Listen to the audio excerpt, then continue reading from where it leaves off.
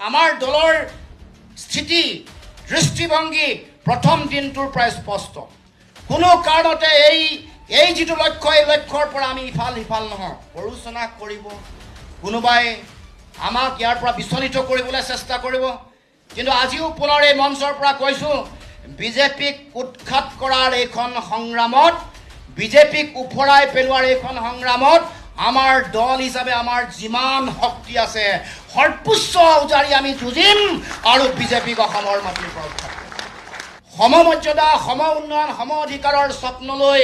আমি আমাৰ দলে আৰম্ভণিৰে পৰা কাম কৰি আহিছোঁ সেইকাৰণে আমাৰ এই কথা বতৰাবোৰত কোনো ধৰণৰ কনফিউজন নাই আমাৰ কোনো ধৰণৰ তৈল্যমৰ্দনো নাই তুখামুলো নাই আমি সংবিধান প্ৰদত্ত যিটো চিন্তা সেই চিন্তাকে আমাৰ দলৰ যিটো দৃষ্টিভংগী সেইটোকে মুকলিমূৰীয়াকৈ কওঁ আমি সেইকাৰণে কোনো কথা কোনো এটা ইছ্যুত আমি কেতিয়াও আমাৰ ডুৱেল মিনিং থকা কোনো কথা নাই ৭১ চনৰ ২৫ মাৰ্চৰ পিছত অহা বিদেশীক অসমৰ মাটিৰ পৰা বিতৰণ কৰিবই লাগিব